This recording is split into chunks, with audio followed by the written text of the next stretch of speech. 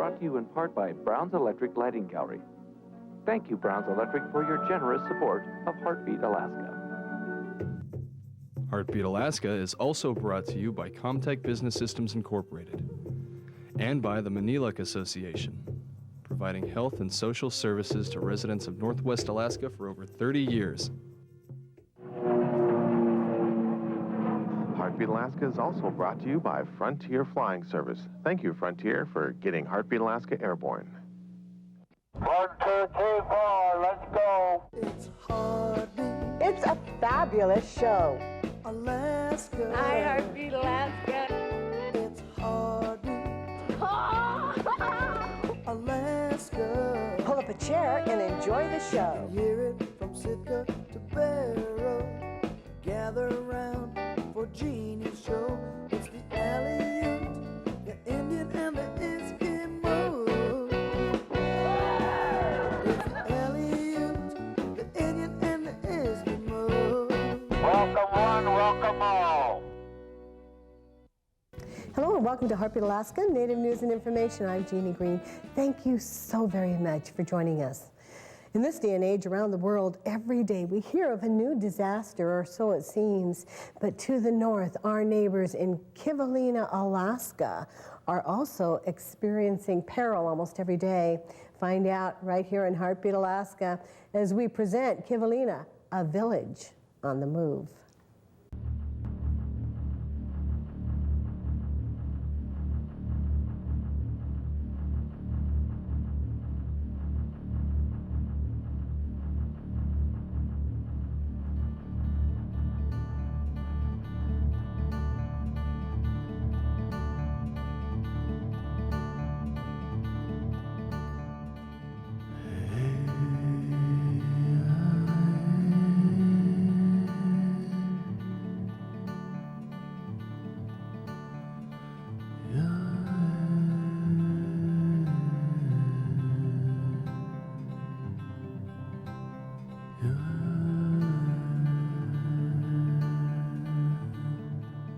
The winter fog hangs over Kivalina like it has for centuries.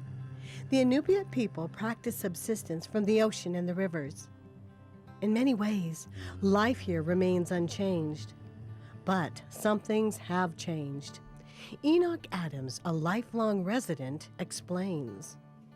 This community was started around 1903 because the people who lived on the rivers, both the Wallach River and the Kivalina River, and also up and down the coast, they were told that their children have to come to school. So a school was built on this site, and people who lived out in the tundra and on the rivers were told that their children had to school, so they built homes here. The hunters here in Kivalina are very in touch with the world around them, the rhythms of the seasons, the thickness of the ice. The migration of whales, birds, and seals directly affect the food on a family's table. Oran Knox Sr. watched as his world changed. First thing I would like to say about the ice condition out there in wintertime, because it's really changing than long ago. Long ago it used to be real thick, about 8 feet deep, you know. Right now it's about 3 to 4 feet thick right now, all the ice. Kivalina is a traditional whaling village. It is the southernmost whaling village in Alaska.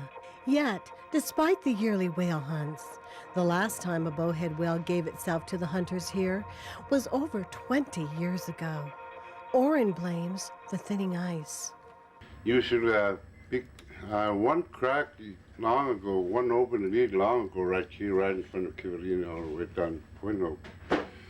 Right now it's lots of cracks all over. That means thin ice is out there. That's how come we hardly see some big games around here, just like Bowet and belugas. And we got to go toward the Point Hope see some animals. Other problems have crept into the village over the past few decades. The village still does not have water and sewer. The reason? Agencies aren't willing to fund such a big project in a village that is on a small and shrinking island. Well, actually, this is probably the widest part. This is probably about 180 yards. This probably is about 120 here. Right here, about 120 yards. This map is inaccurate because a lot of erosion happened here. Some places we've lost 30 feet of beach. I know we lost a significant amount here, and the cut from the wave action is downward, and it's sand. So this coming spring and summer, we're going to lose. We're going to lose more because that's going to eventually flatten out. So that's a huge problem. We won't know the full impact. That's why we won't know the full impact until this next spring and summer, and actually next fall also. We're not going to really know how much has been lost, but at least 30 feet has been lost here, along the beach. These houses over here are threatened by the current from the Wallach River. It comes down here and it turns to the channel over here. These houses over here are threatened by erosion. The airstrip starts here and it extends about 3,000 feet. And the spit gets narrowed. This is the widest part of the spit, actually. There's no part of this spit that is any wider than this. This is the widest part. Yeah, there's no other place. I mean, this is congested. There's several homes over here. There's a gap of about 8 feet here between these homes. That's in violation of fire code. Some of these places, the new community and the old community, they're about anywhere between 6 and 8 feet apart. That's a violation. That's a fire code violation. It proposed that we're supposed to be getting a new water tank, and right now we don't know where to put it. We're supposed to be getting this water tank, but I don't know where we're going to put it. A lot of this area in here is owned by some of these families. They've got lots over here, and I don't know how that's going to be resolved. We have a community here that's growing that has no more room to build, and THC won't put a water sewer system unless we move, basically, because it's too expensive to put in such a small area, and that's actually being threatened by erosion. Due to lack of real estate, nowhere to build more housing in Kivalina, many of the homes have 3 generations of families squeezed under one roof. That's about 18 people in a 2-3 bedroom home. And it is a huge problem right now with some of the families. The families are experiencing pressures that they should not be experiencing in a normal setting. Over at Oran's house, they are working on some seal meat. Yeah, it's seal meat, and it's a small seal about that big. It's just this intestine right there, stomach, liver. The house is warm and comfortable, and though most of the family is out at the moment, we asked Oran if it ever feels crowded. Yeah, sometime 11 of us all sleep right here. And when my daughter's away, we take care of the 4 grandkids around here. A lot of kids and no place to build a house. So everything, getting tighter and tighter. It seems like not much room. So over a decade ago, the leaders of Kivalina decided to do the only thing that makes sense: move the village. The first thing they did was form a relocation committee. They made sure to form a fair and balanced group for this important task. 2 from the city council, 2 from the IRA council, and 2 from the community, and 1 elder. Is there any documentation that the new site was above the storm surge in the storm? Was it dry? After meeting with every government agency you can think of, wading through reams of paperwork, and learning enough new acronyms to make your head spin, one thing became clear. Moving off this island is going to be a lot harder than it was to move onto this island 100 years ago.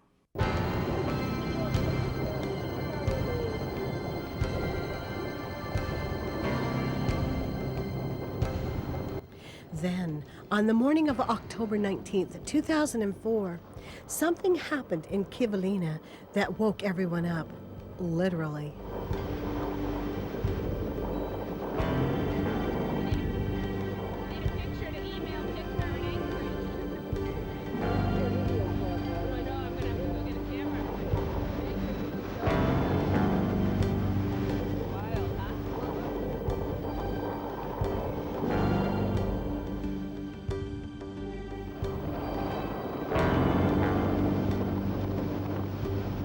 October 19th, 2004. Normally by mid-October, this time of year, sea ice would pile up on Kivalina's beach. When the fall storms hit, as they always do in this part of Alaska, the ice would act as a break wall, protecting the village from the waves. This fall, there was no ice. When the wind and waves began to flow into the village, it was up to the people to protect their homes. On the 19th, it started out, the trailer. Brad Bergsrud is the maintenance man at the Kivalina school. That night, the storm woke him up. At the time, the school's principal was out of town, but his trailer home was in danger. What happened like 1 o'clock in the morning, I came out here and it was looking pretty bad, so I got all the valuables out of the trailer, and then I went to I drove a bunch of stakes in, 2-inch pipe, about 10 feet down with a sledgehammer along all the way around the front of the trailer and on this one corner, and then started baling, bagging sand. And then once the high school kids showed up, I got 2 of the high school kids, and then we went with those 2, and next thing you know, the whole village showed up, which was really cool, because that's just nice to have the support. David Swan, vice chair of the Relocation Committee, also remembers that day. And then over here is where the church is.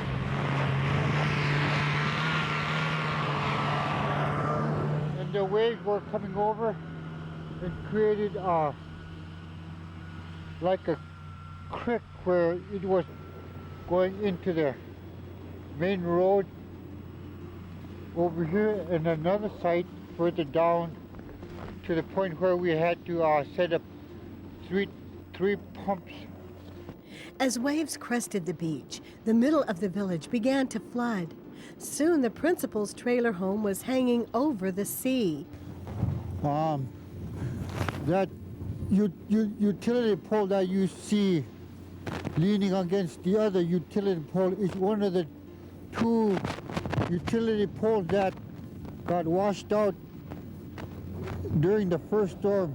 It was like, when I looked at my watch, it was like 2:30 in the morning, and we were temporarily out of power, the whole community, until they were able to come back and put the power back on for the community.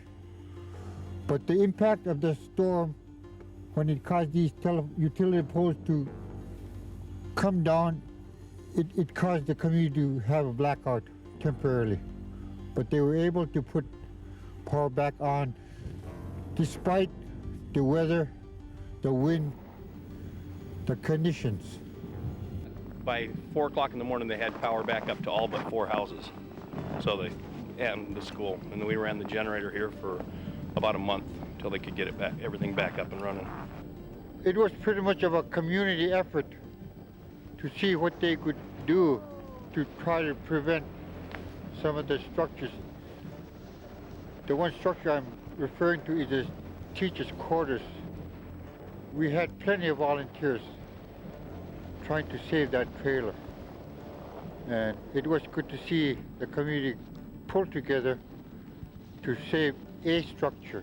If there were other structures, I'm sure that we could have been working on those too. But it's very evident now after the first and second storm that this community is in imminent danger. I think we're a storm or two away from losing more structures. What I fear for now is the school gym. Down here is the native stores tank farm. They're just a few feet away from the beach line. So any one of these structures, tank farms, anything close to the beach, I believe we're a storm or two away from losing those structures. These photos, taken from inside the trailer during the storm, show what it's like to watch the ground literally disappear out from under you.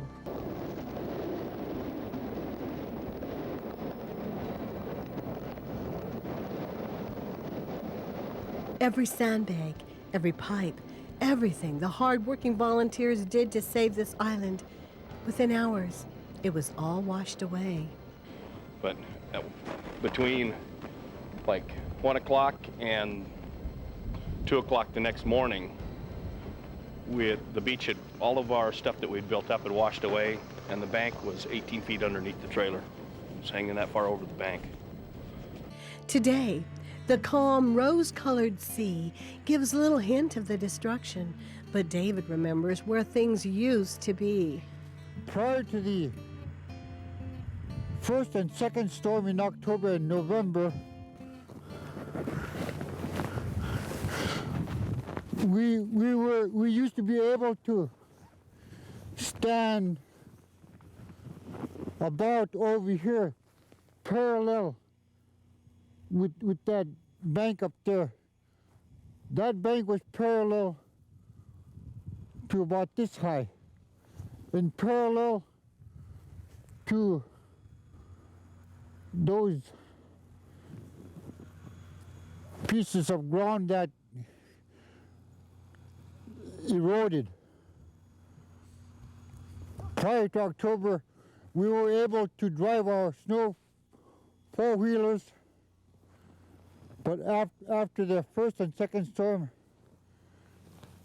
this is virtually how much ground we have lost from the first and second storm. Okay, what we have here is the Alaska Village Electric Cooperative tank farm. I think what we're beginning to fear now, these tank farms are probably a storm or two away from being washed away if we have another storm like we did in October 2004. On and on with this relocation effort for a long period of time, and then are we going to stop and start do something again that we are not familiar with? After the storm, the Relocation Committee and others from the village traveled to Anchorage to meet with Army Corps of Engineers. Though moving the village is a bureaucratic nightmare, the Relocation Committee is up to the task. Through careful analysis and eventually a village-wide election, a new site was chosen. But soon, the Army Corps of Engineers found a problem with the site. Tom Boland explains the frustration. So a site was chosen back here on the Wollick River because of its terrain and its proximity to subsistence resources. But what was ultimately determined through soil work was that that site was underlain by extremely ice-rich soils, which meant that it was going to be extremely costly to try to develop that as an actual town site. So that site was abandoned. And several years of the process, kind of became water under the bridge. After the first site was rejected, the Relocation Committee went back to work. a second site was chosen. Another village election was held, and a site called Keturuk was selected. The site sits about a mile south of the present village. David Swan took us there. Right where we're standing is Keturuk, the last site that the people voted on to move to. As we speak, it's still being studied whether it's a suitable site to move to and whether it's feasible. So as far back as you can see, up to about a mile or two is Keturuk. Over here are the ice cellars where we store our meat for the winter. Just down the ways is the beach where the site for barge landing is probably going to be down here, and somewhere over here is probably going to be DOT is looking at a site for an airport. But this is Keturuk. The site seemed perfect. It was close to the present village, close to ocean, rivers, good for subsistence, and there was lots of room to grow. But soon the village was hit with another setback. Once again, Tom Boland. But the problem that developed with that site was that although it didn't have ice-rich soils, it was low-lying. And now there was a requirement to build the elevation of the pad for the town to sit on up high enough to get above the predicted flood levels. And that produced a design which had an 80-acre town site being developed by placing 12 feet of gravel fill out on the marshy ground over at this site. The cost projections for building a 80-acre gravel pad 12 feet thick frightened everyone. Hundreds of millions of dollars just to build the gravel pad, and that didn't include actually moving any structures or building any new infrastructure.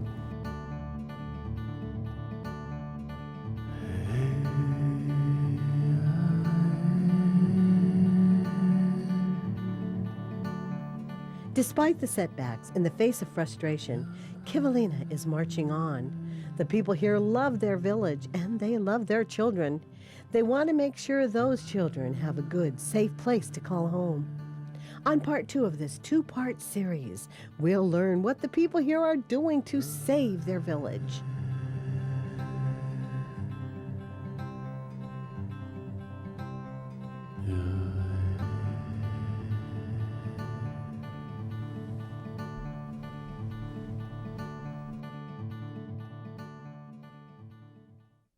Thank you, everyone, for joining us for Heartbeat Alaska Native News and Information. Thank you to our viewers from across America and across Canada. So nice to be back on Aboriginal Peoples Television Network once again.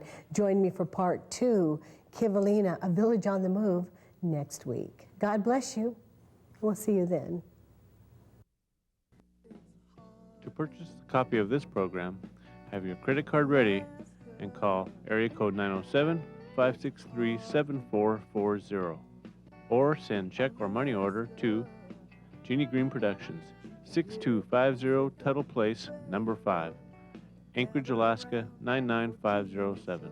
Ask for the program number listed below. It's Heartbeat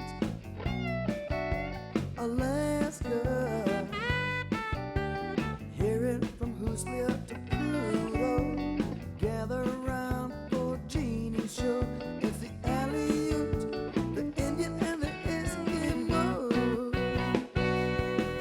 It's the Aleut, the Indian and the Eskimo. It's the Aleut, the Indian and the Eskimo. See ya.